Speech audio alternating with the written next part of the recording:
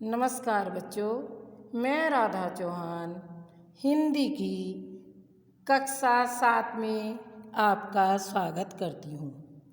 प्यारे बच्चों, मैंने हिंदी व्याकरण में आपको कल भाषा के बारे में बताया था। देखिए, आज हिंदी व्याकरण पाठ 1, पाठ का नाम है भाषा, लिपि और व्याकरण। क्या है पाठ का नाम? भाषा, लिपि और व्याकरण। मैंने भाषा के बारे में आपको समझा दिया था। आज मैं आपको लिपि और व्याकरण के बारे में बताऊंगी। तो देखिए, मुझे आशा है जो मैंने आपको समझाया है वह आपने ध्यानपूर्वक समझा होगा और अपनी कॉपी पर साफ साफ किया होगा। तो देखिए बेटा, अब मैं आपको हिंदी व्याकरण में ही पाठ 1 लिपि समझाने जा रही हूँ, जो आप ध्यानपूर्वक सुनेंगे और समझेंगे तथा अपनी कॉपी पर साफ साफ करेंगे। तो देखिए, हिंदी व्याकरण कक्षा 7 पाठ 1 भाषा, लिपि और व्याकरण। तो देखिए, अब मैं क्या पढ़ाती हूँ आपको? लिपि। लिपि क्या होती है? लिपि देखिए, मौखिक भाषा में कुछ ध्वनियों का प्रयोग होता है। जब मौखिक भाषा थी तो उनमें पहले ध्वनि का प्रयोग, पहले तो भाषा जानते ही नहीं थे लोग जंगल में रहते थे, कुछ नहीं जानते थे। धीरे धीरे उन्होंने अपनी आवाज़ निकाली और उस आवाज़ से मौखिक भाषा का उन्होंने प्रचार किया। लेकिन उस मौखिक भाषा में कुछ ध्वनि का प्रयोग होता है। ध्वनि जैसे कि का, ख, गा, ये ध्वनि है, आवाज़ निकाली उन्होंने। और प्रत्येक ध्वनि के अलग अलग चिन्ह निश्चित किए, जैसे का की ध्वनि का, खा की ध्वनि खा, ए की ध्वनि आ। इस तरह से उन्होंने अपने मुंह से आवाज़ निकाली। जब उन्होंने आवाज़ अपने मुंह से निकाली तो उन्होंने वर्ण और अक्षर का रूप ले लिया। इन वर्णों का प्रयोग लिखित भाषा में भी काम आने लगा, जैसे आ, ब। ये ध्वनि निकाली तो क्या हुआ? ए और ब मिलकर अब हो गया। तो ये क्या हो गया? ये हमारी लिखित भाषा हो गई।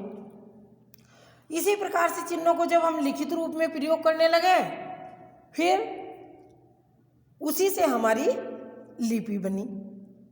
भाई लिपि कहलाने लगी जब हमारे चिन्हों का प्रयोग हो गया। और देखिए, लिपि क्या है? लिपि की अब मैं परिभाषा आपको बताती हूँ। भाषा में उच्चारित ध्वनियों को जब लिखित रूप देने के लिए कुछ चिन्हों का प्रयोग किया जाता है, उन्हें लिपि कहते हैं। जो उच्चारित ध्वनि है हमारी और उन्हें लिखित रूप दिया जाता है, तो उन चिन्हों को क्या कहते हैं? हम जो चिन्ह थे हमारे, उन्हें हम लिपि कहते हैं। अब आता है हमारा आगे बच्चों कुछ भाषाएं और उनकी लिपि। बेटा, कुछ भाषाएं हैं और उनकी लिपि। लिपि हर भाषा की अलग अलग होती है। तो देखिए, ये भाषा है और ये लिपि है। तो हिंदी भाषा की हमारी लिपि क्या है? देवनागरी। अंग्रेजी की रोमन, फ्रेंच की रोमन, पंजाबी की गुरमुखी, बंगाली की बांग्ला, उर्दू की फारसी, संस्कृत की देवनागरी, जर्मन की रोमन। ये हमारी भाषा हैं और ये भाषा की हमारी लिपि है। अब बेटा, अब आता है हमारा लिपि के बाद व्याकरण। क्या आता है बेटा? लिपि के बाद व्याकरण। व्याकरण क्या है, ये हम आपको बता दें कि व्याकरण क्या है। व्याकरण होता है जो भाषा का शुद्ध रूप होता है, उसे हम व्याकरण कहते हैं। क्या होता है व्याकरण? भाषा का शुद्ध रूप। जो हमारी भाषा होती है उसका शुद्ध रूप व्याकरण कहलाता है। देखिए, व्याकरण हमें भाषा की शुद्ध रूप का ज्ञान कराता है। क्या कराता है व्याकरण? हमें भाषा के, जो भाषा है हमारी, उस भाषा का शुद्ध रूप का ज्ञान कराता है। अब आता है व्याकरण के अंग और विभाग। तो देखिए, व्याकरण के 3 प्रमुख विभाग हैं। नंबर 1 वर्ण विचार, नंबर 2 शब्द विचार, नंबर 3 वाक्य विचार। अब वर्ण विचार में देखिए क्या आता है। इसमें वर्णों के आकार, उच्चारण, भेद आदि के संबंध में विचार किया जाता है। वर्ण हमारी सबसे छोटी इकाई होती है। क्या होती है बेटा? वर्ण हमारी सबसे छोटी इकाई होती है। उसमें वर्णों का आकार, उच्चारण, भेद आदि का जो संबंध होता है उस पर विचार किया जाता है, वो वर्ण विचार होता है। अब आता है हमारा नंबर 2 शब्द विचार। अब जैसे वर्ण विचार में वर्णों का आकार था, उसका पर विचार था, उच्चारण थे, संबंध उसी में किया जाता है। इसी प्रकार से शब्दों के रूप में भेद आदि के विषय का अध्ययन किया जाता है। इसमें शब्दों के रूप, उसमें क्या था? वर्ण का आकार, भेद आदि के विषय में अध्ययन किया जाता है शब्द में। अब आता है नंबर 3 हमारा वाक्य विचार। वाक्य में अब देखिए, सबसे पहले हमारा वर्ण बना, फिर शब्द हुआ, और शब्द से हमारा वाक्य बनता है। तो वाक्य में, अब इस वाक्य में उसके प्रकार होते हैं वाक्य विग्रह, पद परिचय, विराम चिन्ह आदि का इसमें अध्ययन होता है। अगर हम वाक्य बनाया हमने कोई, तो उसमें वाक्य विग्रह भी होगा, पद परिचय भी होगा। पद परिचय जानते हो, संज्ञा सर्वनाम विशेषण जो जो जो होता है। विराम चिन्ह भी होगा, जैसे राम जाता है वाक्य हमारा है, और उसके आगे हमने पूर्ण विराम लगा दिया। तो यह अध्ययन हमारा वाक्य विचार में होता है। अब बेटा अब आगे देखिए व्याकरण के भाग।